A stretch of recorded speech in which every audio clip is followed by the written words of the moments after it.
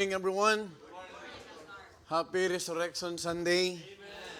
Aren't you glad that we're serving a risen God? Amen. Praise God for this wonderful privilege that we could be able to continue on. And let me bring greetings to every one of us, especially for the online viewers who are following us through our live streaming. And we are so blessed we are so thankful to the Lord that we could continue to minister to our brethren from our outreaches from Malta, Poland, and even in Rome and UK. And today, we have a visitor from website. Praise God for our website that God is still using that platform. And as we begin our Sunday school, let's remain standing as we will be reading our text. I know you are fully aware that we are on the final week of our topic because we are discussing a series of lessons about Barnabas. You still remember that? Let's open our Bible in the book of Galatians chapter 2, verse 13. Let's read all together. And if you are there, please say amen. Galatians chapter 2, verse 13. This is only one verse. Ayan. If you are there, please say amen. Galatians chapter 2, verse 13. Let's read all together now. And the other Jews dissembled likewise with him, insomuch that Barnabas also was carried away with their dissimulation. Allow me to read once again for the last time, but this time you will be following me in silent reading as I read verse 13, and then we will go to the Lord in prayer. The Bible tells us again in verse 13, and the other Jews dissembled likewise with him, insomuch that Barnabas also was carried away with their dissimulation. Father God in heaven, thank you once again, Lord, for this great privilege that you have extended to us to worship you in spirit and truth, and even, Lord, to study thy word. Thank you for the freedom once again, Lord, that you have given to us to ponder the truths coming from this blessed book. I pray, Father, that you will continue to sanctify us, even as we claim that you will be the one to forgive us, O God, as we humble ourselves before thee. Lord, thank you, Father, for this time that we could be able to continue our lesson, our discussion in regards with this character, Lord, about Barnabas. We don't want, Lord, to help us to understand some principles that we could learn, and not just, Lord, to add in our memory, but even, Lord, to apply these things that you have prepared for all of us. Thank you, Father, for what you have done. Thank you, Lord, for the cross. Thank you for saving our souls. And this time, Lord, we are asking the guidance of the Holy Spirit. Give us the wisdom that we need so that we could understand the lessons that we are going to finish, Lord. Be the one to guide your servant. Help me to just be a blessing to your people. We ask all these things in the mighty name of our Lord Jesus Christ. Amen and amen. Please be seated. Good morning. The Bible tells us again, the other Jews dissembled likewise, insomuch that Barnabas also was carried away with their dissimulation. This is our key verse. That is why we're tackling a lesson entitled Barnabas, the Case of a Good Man Carried Away. Now, we are on the final week. I hope that I could finish this. And it seems our visitor is ready to take notes. I saw her handing notebook and pen. You know what? It's a good thing, no? To take notes because you could be able to review when you are at home. So, in our topic, we are done with the first two main points, and that is about a good man established and a good man entangled. As a recap, a good man established, we are done that this is Barnabas' clean track of record as a good man because of these reasons. Number one, he was an unselfish man. You remember that? Number two, he was trusted by the local church. Thirdly, he was dependable. He was a co-laborer with Paul. And number five, he was the first friend of Apostle Paul. Saul became Paul. Number six, he was a humble man. Number 7, he was sound in doctrine. And lastly, The last time that we have discussed, he was acknowledged in the ministry. And also, we are also done with second main point, a good man in Tanggel. Okay, Ibitek, just follow me. No, a good man in Tanggel. You know what? We are also done, and we discussed that when we say entanglement, it doesn't have to initiate something that is wrong. No, it is just simply being intertwined with it. And we understand that Apostle Peter, he was rebuked or reprimanded by Apostle Paul, and then we we could understand from that lesson that the weight of being entangled, you may not be the cause, but you eventually become connected. You know what? That's why we need to be very careful to our connection, no? Because once you are connected, you are carried along with it. Remember, there's a verse from the Bible in 1 Corinthians, be not deceived. Evil communications corrupt what? Good manners.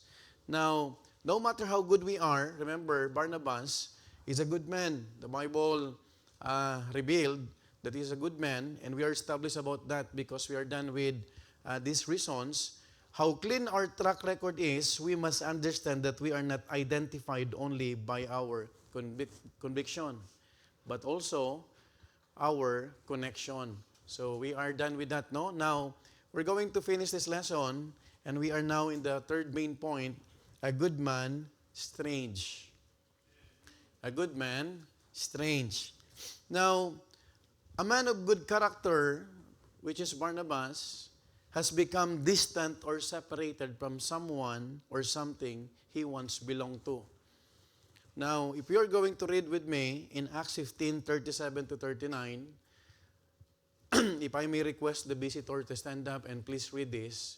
Could you please read this from verse 37 to 39 since we are in the Sunday school? Can you please give the microphone to our visitor? Ayan. Could you please read that? Ayan. So, we are now in the Sunday school. Could you please stand up and read that? 3 verses? Thank you. Okay. 37?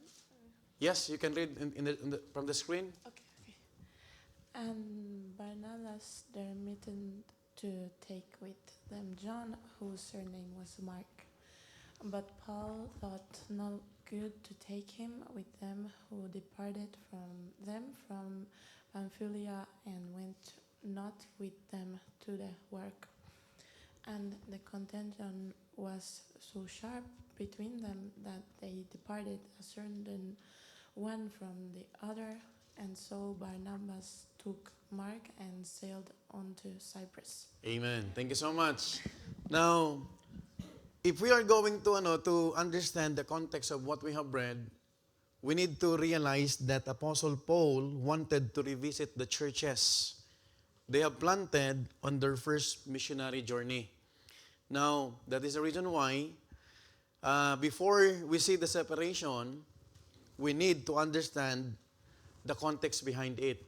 The Bible says, once again, in verse 37, and Barnabas determined to take with them John. Who's John? John Mark, whose surname was Mark. In verse 38, but Paul, Apostle Paul, thought not good to take him with them for some reason, who departed from them from Pamphylia and went not with them to the work. Verse 39. And the contention was so sharp between them that they, I want you to notice this phrase, that they departed asunder one from the other. And so Barnabas took Mark and sailed unto Cyprus. Now, we need to understand that this is not a new partnership because naging dalawang grupo. Do you remember the original mission team is composed of Paul and Barnabas. But after the first missionary journey, Apostle Paul doesn't want to take John Mark because alam natin yung naging dahilan nang iwan siya dun sa mission trip. And then, we understand from this passage that Barnabas took Mark. And then, nagkaroon ng another team, si Paul and Silas. Okay, so dalawang grupo na. Paul and Silas and Barnabas and John Mark.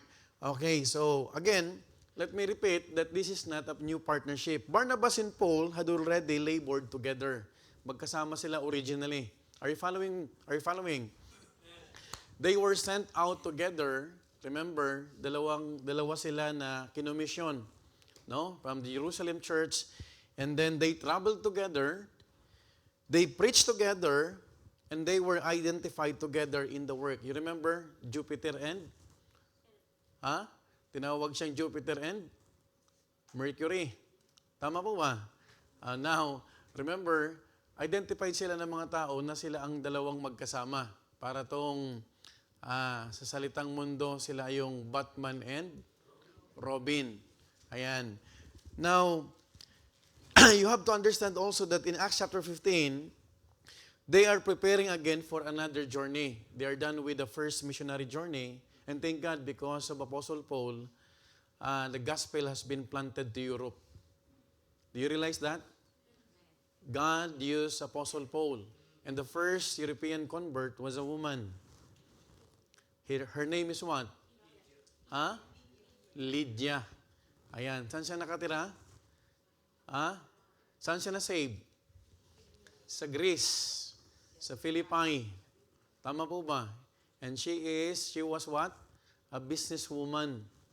Ayan, kaya walang problema ang business, Brother Victor. No? As long as wag ka mag-online selling. Okay, I'm just kidding. Okay. Now, when Apostle Paul had a prayer meeting at the riverside, doon nakarinig ng mensahe si Lydia. Do you still remember that? And thank God, because of this woman, siya po ang ginamit ng Panginoon dahil pinagamit niya ang kanyang bahay para maging house worship. You remember that? So don't despise new beginnings or humble beginnings. Lahat ng church halos sa Book of Acts nagsimula sa bahay. Are you following? You know what? Genuine believers are deprived of many privileges. But don't forget, the church is not a building. Church are people. Can I hear amen? Because the word church is derived from the Greek word ekklesia, which means a called out assembly of saved and baptized. Are you part of the church, Sister Melcy? Yes. This building is not a church. We are the church. Can I hear amen? Biro mo yun, nung nasave siya, sabi ni Lydia, she was the one who volunteered. Sabi niya, Paul, if I found grace or if I found favor or blessing, please come in. And she was the one, hindi ito pabalat bunga lang. She was the one who is persuading Paul na pumunta sila dun sa bahay para makapag-Bible study. And then, suddenly, hindi lang po si Lydia ang nasave, pati yung kanilang kasama sa bahay and household. And praise God for that because of the surrendered life of a woman, nagkaroon ng Philippian church. And that Philippian church became a very special for Apostle Paul. Why? Because kahit saan pumunta si Apostle Pablo na mission, hindi nakalimot ang Philippi magpadala ng mission support. Have you remember? Sabi ni Paul, walang ibang church na nagsuporta sa akin kundi kayo lang. Are you following? And if you would not remember, in Philippians 4:19, doon sinabi ni Apostle Paul, but my God shall supply what? All or some? All your needs. That's why God is not only God of tomorrow. He is the God of yesterday, today, and even tomorrow. Because hindi nagbabago ang Panginoon. If you are giving your missions, please claim Philippians 4:19. But if you are not giving to missions, don't claim it. Yes, because that verse alone speaks about what? What? Mission. Doon lang niya sinabi ni Apostle Pablo, but my God shall supply all your need according to His riches and glory by Christ Jesus. So, in Acts chapter 15, they are preparing again for another journey. This is the second missionary journey of Apostle Paul. So natapos yung first, ilang journey si Apostle Pablo? 3. So yung una, sa Philippi, yung pangalawa, kinakasan nila. So pinag-usapan nila, nagkaroon sila ng usapan, okay, let's prepare our team. O kaya pag nagmi-mission, hindi pwedeng bara-bara. Are you following? Kailangan pag sumama ka sa mission trip, hindi para mamasyal.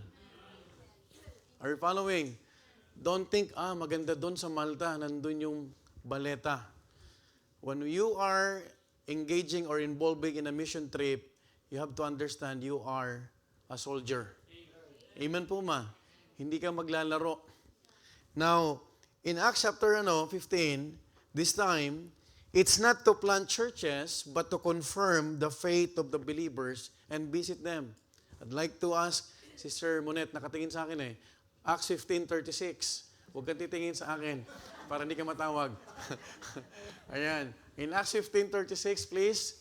Ayan. And some days after Paul said unto Barnabas, let us go again and visit our brethren in every city where we have preached the word of the Lord and see how they do. Wow. Have you realized this? Thank you, Sister Monet. And some days after Paul said to Barnabas, team sila, para tong kung sa babae ang contemporary nito, pag nakita mo si Sir Monet, makikita mo si Sir Pearl. Magkatabi yan. Parang Sister Ching and Sister Telma. Pagkasama ko, may mga joy moments kami. No? Okay. And some days after Paul said unto Barnabas, sabi niya, let us go again. Not to plant churches, because there were already what? Churches. And visit our brethren. Take note, in every city where we have preached the word of the Lord and see how they do. You know what? We could learn from this. Hindi ibig sabihin, tumanggap na sa Panginoon, papabayaan mo na. Can I hear amen? That is why Sister April Lynn is doing a great job to Sister Melcy.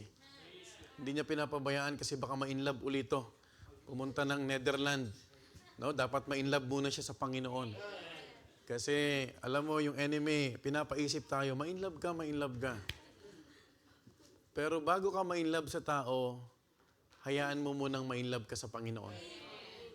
Can I hear amen? Now, kasi pag hindi ka na-inlove sa Panginoon, baka inlababo ka lang. Ayan. So, may foreigner tayong bisita, no? Okay. And some days after Paul said unto Barnabas, let us go again and visit our brethren. For what purpose? To strengthen. Amen po ba? To disciple. Now, the mission and vision was good. It was all about for strengthening. But here comes the issue. Ito na. Bakit a good man strange? Here comes the issue in Acts chapter 13, verse 13. Look at this.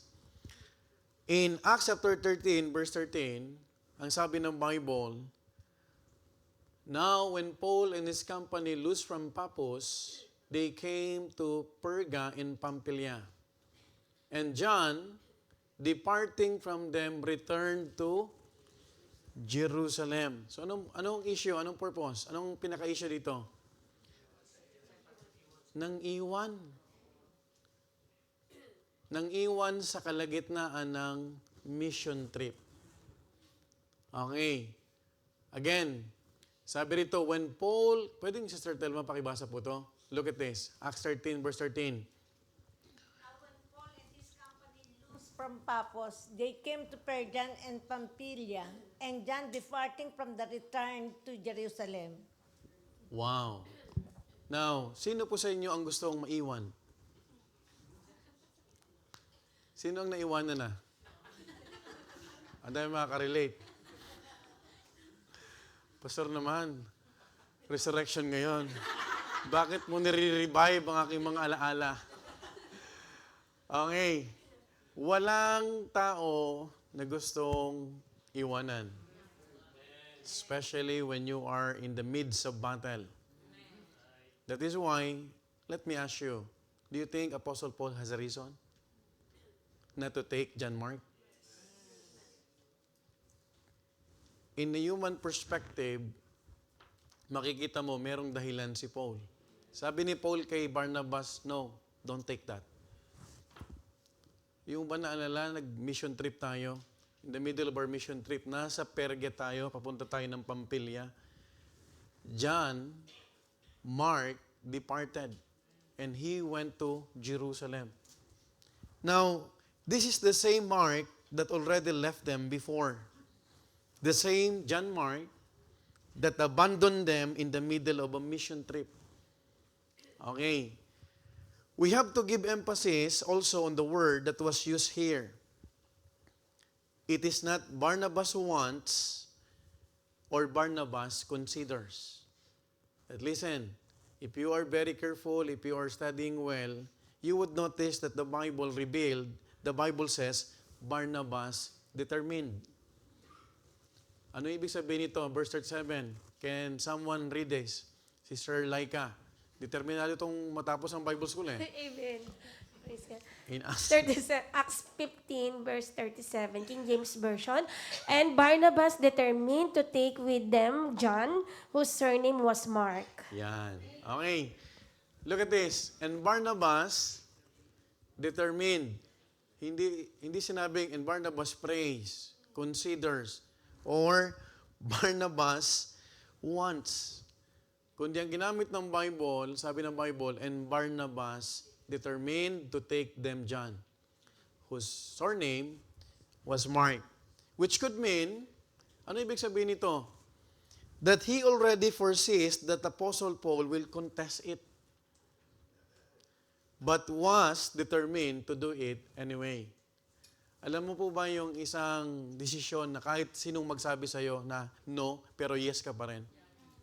Ito yung peg ni Apostle Paul, Apostle Barnabas. Barnabas, si Apostle Paul pala, sabi niya, don't take Mark. Si Barnabas naman, sabi niya, hindi, isasama ko to. Kahit anong sabihin nyo, sasama ko to. Now, you have to understand, alam niya na magkakaroon ng tensyon because he knew for a fact that Apostle Paul has a valid reason. And nabasa na natin yan kanina, ano yung valid reason ni Apostle Paul. Pero, gusto ni Barnabas ipilit or in-insist na isama si John Mark. O, parang halimbawa, nagsama kami ni Preacher Nolly. Preacher Nolly, sabi ko sa kanya, huwag mo nasama si Brother Art. Ongiorno, no. Ongiorno si. Pero minsan, ongiorno no pa rin. Pero sabi ni Preacher Nolly, hindi, isasama ko yan. Now, and Paul's response is also clear.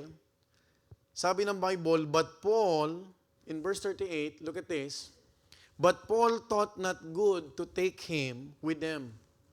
Okay, so iniisip ni Apostle Pablo, he was also thinking, maybe sabi niya, nako, wag na, hindi maganda, kasi mangiiwan na naman to. Kailangan natin ng manpower. Kailangan natin ng isa pang soul winner. No? Do you think Paul has a reason? A valid reason? Yes. Sabi ni Paul thought not good to take him with them, who departed from them from Pamphylia and went not with them to the work. Now, Paul did not consider it good to bring someone who previously left the work. And maintindihan natin siya. No? Kasi mahirap kapatid, siguro iniisip niya Apostle Pablo, mahirap kasama sa gawain yung habang nakikipagbaka ka sa kaluluwa, kakabaka-baka kung mangiiwan siya. No? So, alam mo yung ikaw ay napalaban sa Bible study tapos meron ng mga tanong tapos you are expecting na may kasama ka. Tapos yung kasama mo pala kumakain ng manok. Parang nung nakaraan lang yan. Sabi ko, sana yung mga kasama ko rito, naamoy ko yung manok. Now, the result, anong result? Was contention. It was not a doctrinal issue. Folks, listen, but there was a sharp contention. And the contention was so sharp, the Bible described it. Look at this. Between them, that they departed asunder one from the other. So Barnabas took Mark and sailed unto Cyprus. So nagkaroon ng dalawang team. Yung isa papuntang Cyprus, yung isa papunta ng isang direksyon. So, Paul and Silas, yung isa naman, Barnabas and John Mark. So, makikita natin, sinabi ng Bible, the contention was so sharp, this was not a mild disagreement or a silent difference of opinions. The Bible says, the contention was sharp. So, ibig sabihin, that is strong enough to divide the partnership. So, naghiwalay silang dalawa. So, they departed asunder one from the other. So, just imagine this. Two workers who were called together and commissioned together. Kasi originally, silang dalawa ang kinumisyon na magkasabay. Identified sila. Sabi ko nga sa inyo, Batman and Robin to. And now, suddenly, departing what? From one another. So the conflict was over a ministry decision and not a recorded doctrinal dispute. So imagine, ang pinag-aawayan nila, hindi yung doktrina, kundi isang tinatawag na usapin sa isang tao lang. So hindi doktrina ang problema, kung hindi yung pagsasama nila. Kasi kay Paul, ayoko na kasama siya. Kasi hindi magandang kasama yan. Okay. So come to think of it, it seems just a matter of preference in ministry direction. And yet, even something like that, left unresolved, became sharp enough to divide two men, listen to this, who once modeled a good partnership together in the work of God. So, sino ang nasa gitna ng dalawang tao? John Mark. John Mark is the center of it. So, I want us to understand something that may have influenced Barnabas' decision. Tanong, bakit ba determinado si Barnabas? What's the reason? Ano yung naging dahilan? Kung si Paul ay may dahilan na hindi magandang kasama si John Mark dahil nang iwan siya, si Barnabas naman kaya, ano kaya naging determining factor niya? Bakit gusto niya pa rin isama si John Mark? Now, you know what? Makikita natin kapatid, the Bible is clear in Colossians chapter 4, verse 10. Can someone read that? Sister Ems, ayan, hindi ka tumitingin sa akin eh. Ayan, dapat titingin ka sa akin. Pastor, ang gulo nyo. Ayan. Aristarchus, my fellow prisoners, salute you, and Marcus, sister's son to Barnabas, touching whom ye received commandments. If he come unto you, receive him. Ayan. Thank you so much, Sir Ems. Titingin ka na sa sunod, ha? Okay. Listen carefully. Aristarchus, my fellow prisoner, saluted you, and Marcus, want you to notice Marcus. Sino itong Marcus ito? Ha? Si Mark. Sister son to Barnabas. Touching whom ye receive commandments, if he come unto you, receive him. Now listen carefully. Mark, or John Mark, or Marcus, was not just another worker. He was related to Barnabas. Pamangkin.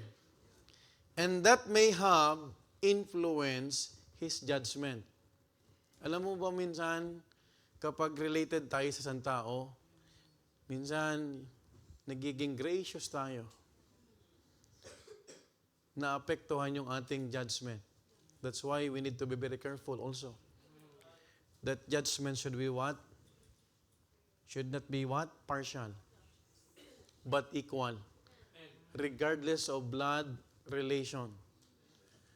Kung ang rule natin sa church ay ganito, dapat pangkalahatan.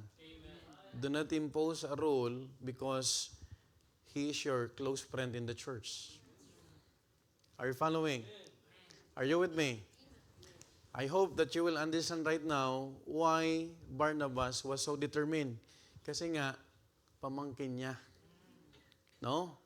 Now, you have to understand also that he was related to Barnabas and that may have influenced his judgment. This helps us understand why Barnabas was willing to take Mark again. Now, I'm also questioning, what if John Mark is not related to Barnabas? Hello? That is why, kahit kapag nagka-counseling si pastor, I do not take a witness na related or ka-close ng isang tao. Kasi magiging bias yan. Are you following? Now, remember, the principle is this. When a relationship is involved, objectivity becomes harder. Biases will be inevitable. Kasi nga, meron ka ng kinikilingan. Minsan, di ba nangyayari sa atin yan? Pagkakasundo mo, parang okay lang yan. Pero pag hindi mo alam ang rules dito. Ba't di ka nagsisend ng devotion mo? Ba't di ka nagsisend ng recording mo? Pero pag kamag-anak mo or kapatid mo or may blood relation kayo, sige, kahit mamaya. Hello? I know that it is Resurrection Sunday. But we need to learn and be resurrected. Kasi minsan, totoo to. Are you following? Sometimes we have a critical mind towards other people, but not to your friends or your close. Pag sa iba, inuunawa mo. Pag sa iba, alam mo, hindi natuto. Are you following? So dapat, we have to comprehend, we have to understand, we have to apply. Kung medyo gracious tayo sa iba, gracious tayo sa lahat. Amen po ba? So, merong principle dito. So, notice the pattern of Barnabas. He was carried away before. Tama po ba? You remember Galatians 2:13. And here, he was carried apart. Kasi, iniwan niya yung dati niyang kapartner, yung partnership nila kay Paul. So, nung una, he was carried away before. Itong pangalawa, he was carried what? Apart. So, different situations, but same vulnerability. Okay, he was a good man, but he was susceptible to influence. Walang taong perpekto.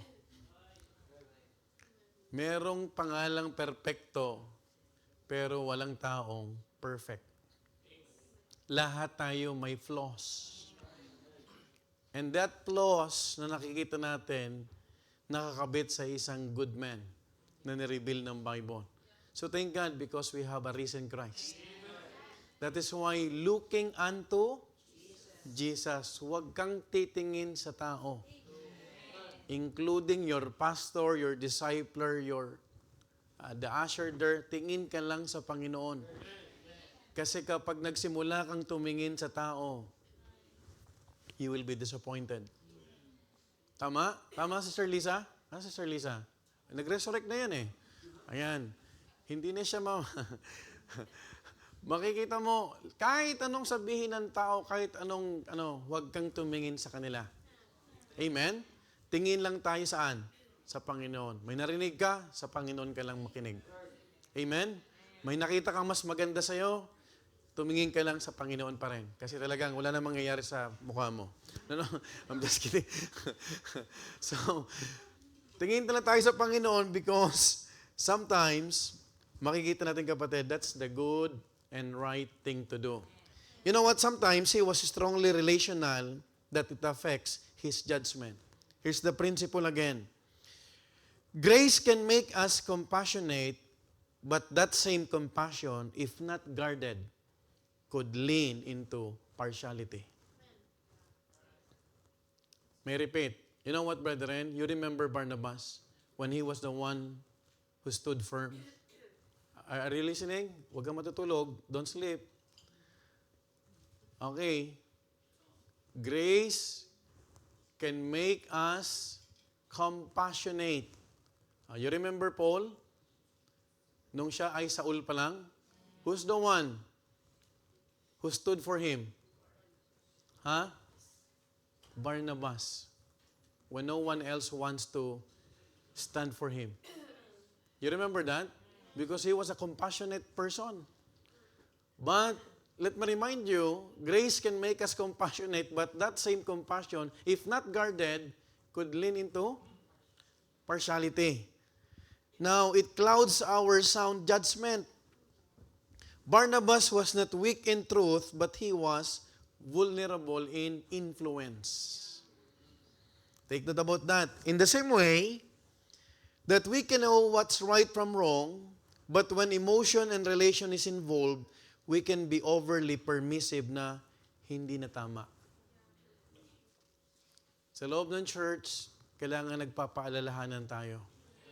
Huwag mong hayaan yung kaklose mo sa church na kahit mali na, hindi mo man lang masabing, sis, mali na yan. Hello? You know what? I'll give you an idea. Kapag ang kaibigan mo, hindi ka sinasaway kapag mali ka, hindi mo yung kaibigan. Believe me or not, isang araw, lahat ng mali mo, ibabato sa'yo. Pag kayo nang nagka-problema. That is why you need to tap your seatmate. Sir Laika, si Sir Melcy, alam mo, mas napapansin ko parang ganito, I just want to be a blessing to you because I love you in the Lord. Be sincere. Amen? Sis, kapatid tayo sa Panginoon. Alam ko, maaring di mo magustuhan, pero ayoko kitang ma-offend, pero I just want to be a blessing to you. May napapansin ako sa'yo. You pray for her. Amen? Bago mo sabihin yan, you tell it out of love. Pwede kayo mag-pray muna. Sis, pwede ba tayong mag-pray muna, Brad? Huwag ka mag-pray na, babae lalaki, ha? Sabi ni Pastor, hawakan ng kamay, tapos mag-pray. Iba na yun. Okay. You tell the truth. Amen po ba? Tama po ba? Okay. So makikita mo, pag sinabi mo yan, ang gaan. Amen po ba? Kasi pag nasabi mo na naitama niya, you win that brother. You become what? A blessing. Pero hinayaan mo lang kasi kaklose mo. Ayoko ma-offend siya, Pastor. Kasi mabait siya. Remember, kung ano ibig sabihin ng good man, no? Ang good man, maraming mga qualities sa Bible. No? So, mga kapatid, I hope that we could learn from this. It can sound close to home when we would correct others quickly, but when it is our child, our relative, our loved one, we soften our stance. Actually, binabantayan ko to. How I'm going to treat my own son. Kasi baka mamaya, dahil anak ko siya, blessing sa akin itong lesson na to. Baka iba yung, iba kasi pag anak mo na eh. Right? Lumalambo. Ang sarap pala maging magpuso ng magulang. Biri mo, ganunin ka lang ni Gab.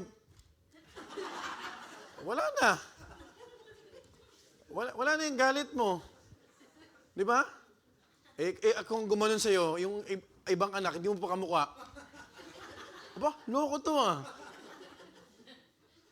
That is why this lesson is blessing to everyone. You know what? Let's be very careful. Baka sa ibang anak, sa ibang estudyante mo, sa ibang loved one, or kung kanino man, maaari mong sabihin lang, okay lang yan siguro. Or intindihin na lang. Pero sa iba, tigas ng ulo niyan. Hello? Tama? Tama po ba? Pangatlo, hindi naman ganun kalala.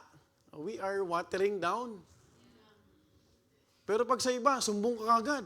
Leader, bakit siya hindi nagpunta dito ng on time? Pero pagka-close mo, sige, bili ka ng sa Cosa Nostra. Bumili ka pa. Inutusan mo pa. Late na, pinabili mo pa ng Brios, ay ng donut. Ano ba yung bili sa Chambella? Sometimes, we could relate, no? So, let's learn from Barnabas and Paul. Kaya tayo nag-aaral ng lesson. Okay. Okay, amen ba? Oh, amen daw. King James Version, amen. No? Sila nga. Now, you know what? It gets dangerous when we don't correct because we are protecting a connection more than upholding our conviction. Walang problema sa connection. Mahalaga yan. Relational, that's true. That's important, that's vital. But don't forget about truth. Because mercy and truth should be what? It's just like a two sides of coin. Amen? Amen po ba? Relatives are a blessing in the ministry, but they must never be allowed to override what is right. Sabihan ko itong mga leader sa choir, pagalitan mo, pag di nagano. Buti na lang, Brother John Monte, nag-step up to.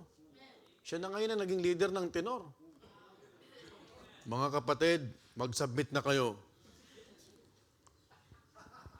Kasi alam mo yun, kapatid, pag nakita ng tao, you are inconsistent, sa iba ganun ka, sa iba ganun, they will never follow you. Maaring yung iba, hindi sasabihin sa'yo, but at the back of their mind, they will tell, kapatid mo nga, di mo masita eh. Pamangkin mo nga, ganyan-ganyan, nakabikini pa. Di ba? Are you following? Tama po ba? That is why, I'm always reminding even Preacher Noli, when you impose rules, it's for everyone. Regardless kung mahina kumain at malakas kumain yan. Iisa lang dapat yan. Amen po ba? That is why, you remember what the Bible tells us? Favor is deceitful. Amen? Kasi minsan parang, alam mo yun, pag magkaibigan nga. Oh. So, Barnabas was a good man, and we see that even in this moment, God was not finished with him. Because later on, we see that John Mark did not remain a failure. Wow. Ang nakakatuwa kay John Mark, I've learned this. Kahit nang iwan siya, sinaktan niya si Sir Eliza. Ba't ko nadamay Sir Eliza? Naka-blue kasi eh. Kahit nang iwan si John Mark, you have to listen to this. Bumalik siya sa Jerusalem. Sa church kung saan sila nanggaling. Mahirap kapag nang iwan ka, binilikan mo mundo. That's the difference between Demas and then John Mark. Si Demas, di masunurin, di maasahan, lahat ng malas, di si John Mark, you see, from Pampilya, sino binalikan niya? Jerusalem. So, kung ikaw man ay mangiiwan, huwag mong babalikan ng mundo. Sa Panginoon pa rin. Now, in fact, he became useful. 2 Timothy chapter 4, verse 11. Sister Eliza, could you please read this? Kasi ikaw ang iniwan eh. 2 Timothy 4, verse 11, Only Luke is with me. Take Mark and bring him with thee, for he is profitable to me for the ministry. Wow! Can I hear amen? Victory! Why? Why victory? Kita mo, Paul, the one who thought that, Barnabas, I will not agree with you. Even if you are determined, I will not take John Mark. He's at a good company. He left us while in the middle of the mission trip. But here comes 2 Timothy chapter 4, verse 11. Who's the one who wrote this? It's Paul. Right? It's Apostle Paul. Sabi niya, only Luke is with me. Take John Mark and bring him with thee. Look at this. He's vouching again, John Mark. For he is what? Profitable to me for the ministry. Huwag kang tutuldok. Kaya wala tayong tinutuldukan dito. Ang hirap naman, pag members ang may pagkukulang, binibigyan chance. Pero pag ang leader mo may problema, parang wala na. Hello? Are you following? Look at this. Through the years, meron tayong mga matututunan. Just like Paul, sabi niya, he is profitable to me. Pero nung una, ayoko na dyan. Pero bandang huli, nag-ayos si John Mark. Amen? Amen po ba? You remember, the steps of a good man are ordered by the Lord. Wala kaming song leader sa Bible study. Napakanta tuloy si Sir Christialine. No? Makikita mo, no one is perfect, but God is perfect. God can mold us in many ways. The same mark that Paul once refused was later proclaimed by Apostle Paul as profitable in the ministry. So do not put period when God is just putting a comma. Judge nothing before the time. Amen? Biruin mo yan. Sabi ko kay si Sir Eden Grace, magpapamisa ako ngayon. Nandun sa Cadorna kasama si Nanay Solita. Nagsosoul winning. Present yung JW, present yung Islam. Lahat present. Yung Baptist present din. Ang hindi lang present, si Sir Laika. Ay, pero King James yan. No? So, makikita mo kapatid, walang tinutuldukan ng Panginoon, lahat pwedeng magbago. We can even see God as a just judge here because everyone learned their lesson. Amen po ba? And if you are going to understand, if you will just read, yung dalawang team na to, the mission work, the ministry were expanded. Lahat, yung dalawang team to, fruitful. Hello? Ano ang matututunan natin dito? When there is an issue, ang focus dapat, soul winning. Hello? Are you with me? Pag ang church na defocus, pag ang church na focus sa issue, wala na. Pwedeng sabihin, alam mo, nag-away si Paul tsaka si Barnabas. When you sensationalize an issue and you are being defocused to the Great Commission, which is the main thing, you're losing the battle. That's one thing that I've learned. When there is an issue in the church, just go on in soul winning. Ito yung sinasabi ko lagi sa mga preacher in charge natin. You step forward to the soul winning because God can replenish. Amen po ba? Hindi pwedeng matigday sa isang tao, titigil ang gawain. Sino ba pinaglilingkuran natin? Tama po ba? May Istanbul ka dahil isang John Mark lang. But they were what? They were focusing to winning souls. And if you will just, we have no luxury of time, kung babasahin mo lang kapatid ng Acts, makikita mo dyan, Paul and Silas, they were doing great. Naalala niyo si Paul and Silas? They were singing, even inside the prison cell. Naalala mo yung Philippian jailer? Nakulong na, hinagupit na kumakanta pa. And then, nasave yung warden. Right? Tama po ba? Sirs, what must I do to be saved? Believe in the Lord and thou shalt be saved and thy house. Nung lumabas sila, pumunta doon, another, bahay na naman. Sabi niya, if I found favor, if I found grace to the God that you are serving, then come in. Sinira ni Apostle Paul and Silas. Wala na si Barnabas. And then, the family of that Philippian jailer got saved. And praise God, they were all baptized. Tanong, paano kung nagdwell si Paul sa bitterness? Kung paano kung inisip niya, tigas ng ulo ni Barnabas, anong pinagmamalaki niya? Pare-parehas naman tayo lingkod sa Panginoon. But you cannot find even a single account that Paul thought about that. Why? He was only focused to the Great Commission. Amen po ba? Amen po ba? And what happened to Barnabas and John Mark? Wow. Marami pong mga nasave. The disciples were multiplied. Why? Because Barnabas is not focused to what happened.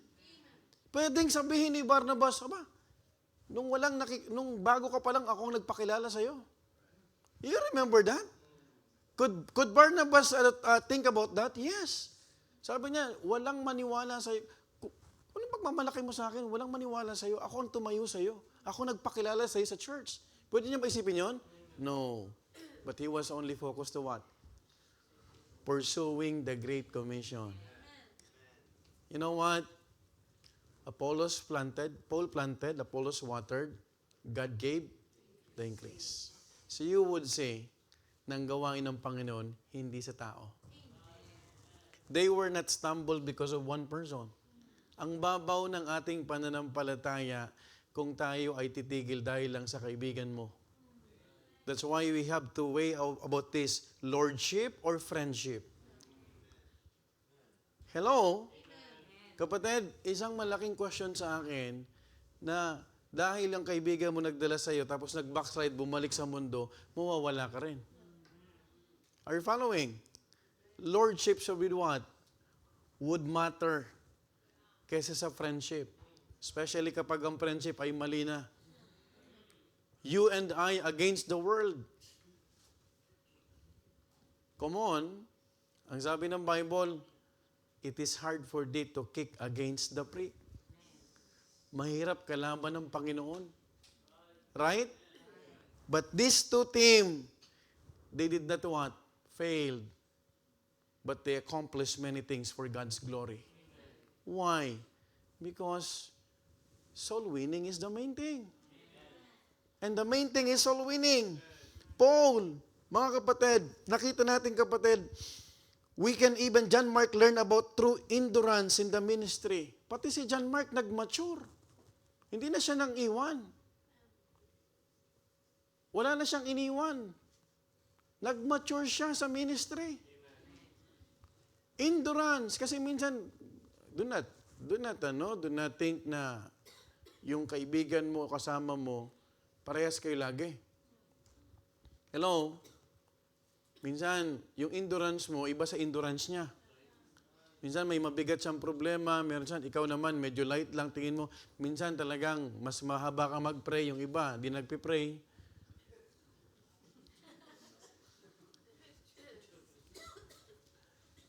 But think about John Mark. Paul said, he was profitable in the ministry. So meaning to say, hindi na siya nang iwan. Amen? So kung nang iwan ka man, I know God has a plan for you. Huwag mo na lang ulitin. Right? Tama? Tama po ba? Paul learned that he can't put a period on a person based on one failure. Dahil sa isang mali, after all, tutuldukan natin? I don't think so. God is a gracious God. Amen? So if God is a gracious God, and who are we not to extend grace? You know what? What if ang pinakalat ni Barnabas sa Cyprus, hindi Great Commission, kundi kasiraan ni Paul? Have you ever thought that? Remember, umikot si Paul sa Cyprus. If you are just going to study the first, second, and third mission journey of Apostle Paul, because Apostle Paul became a tent maker missionary. Hello? Paano kung ang ginawa ni Paul ay ganito? Alam mo, wala yung kasama niyan, wag. Yung kasiraan ba? Alam mo, sa ministry, do not share negative things. It's not right. You have to ask yourself, what's my purpose? Why I'm sharing this? Would that person benefit from the things that I'm sharing? Would that person or new believer grow in her faith? Alam mo ba pag na-stumble yan, pag nawala yan sa kalooban ng Panginoon, na ikaw ang dahilan, tandaan mo to, in the Bema judgment, you will face God. Oh, what a blessing. We have visitors. So you understand that Apostle Paul and Barnabas were teams. You know what? Barnabas, Scripture does not record this lesson. But it leaves one for us. That love must be accompanied with truth. And truth is never guided by emotion. Amen po ba? Pag pumosisyon ka sa katotohanan, regardless kung mayroong emosyon, when we say truth, we should not compromise it. Amen? But tell the truth with love, with sincerity. Amen? Kung mahal mo yung tao, sabihin mo ng diretso sa kanya. Don't share to other people. That's one thing that I've learned. Kay Paul and Barnabas, hindi sila nagsiraan. Right? Hindi siya naghanap ng, alam mo, ganito. You tell the truth. Kung naghiwalay man sila, Barnabas understand very well that Paul is not agree with him. We can agree to disagree.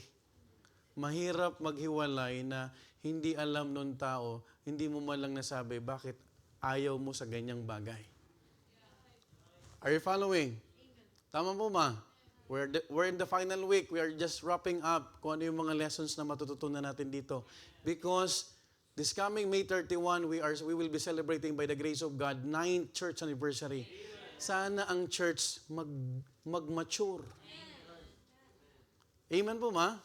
Because the best years of Milan, Bethany Milan, is yet to come.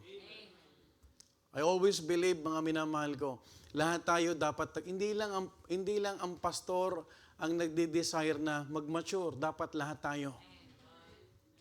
Amen po ba? How we deal issues concerning the church, how we deal people. Kasi pag yan, kapatid, ay makikita mo yung precious truth sa to, we will be very thankful to the Lord. Lord, praise God because Paul is commending John Mark. What a blessing. Barnabas was a good man who got carried away. He was just carried away. Minsan, kapag na-overwhelm tayo, napapadala tayo. Tama po ba? Pero kapatid, makikita mo kapatid, Barnabas, he has a good track record. Nasabit siya doon sa inconsistency, circumcision. Tama? And this time, kapatid, yung misjudgment. But thank God because lahat ginagamit ng Panginoon and God allowed it. Alam mo ba lahat may kapahintulutan ng Panginoon? For us to learn. Because He is the God of yesterday, today, and tomorrow. He knows everything about us. So after his separation from Paul, Scripture gives us no further narrative of his ministry, but it does not leave us with failure. Tatapusin natin si John Mark, lesson na to, on a positive note. And John Mark's restoration is proof that Barnabas' investment was not wasted. Hindi nasayang. Nasayang ba? No. Because John Mark became what? Profitable. So, kung meron ka mang ilalaban na tao, palapit sa Panginoon. Amen? Hindi palayo. Kasi pag nilaban mo yan, your investment is not futile. Find a person who will help you, who will remind you to draw near to God. Palapit, hindi palabas. As we conclude this Bible character, kapatid, named Barnabas, today, I do not know if we are Paul, a John Mark, or a Barnabas in the ministry. But I just do hope that in our simple Bible cases files, we learn something valuable that we carry with us in our walk with God. Sana itong mga pinag-aralan natin, we could learn. Amen? Kung may darating man na issue o concern sa loob ng church, alalahanin natin to. Amen? Let's apply what the precious lessons that God gave to us. Because Barnabas, he was a good man. But sometime in his life, he was carried away. Amen? But thank God because they accomplished many good and successful mission trips by the grace of God. Bottom line, anong focus nila? Soul winning. Pag wala ng koneksyon sa pag-aakay ng kaluluwa, you have to stop. You have to pause. Teka lang, may mali na dito. Ang lagi mong tanong dapat, may masisave ba dyan? Pangalawang mission trip, hindi na para magtanim, may ma-strengthen ba dyan? Hello? Tama? That is why, kung meron may lalakas dyan, then let's go. Go for it. I hope we learned something this morning. Do you have any question? Gagaling ng mga estudyante.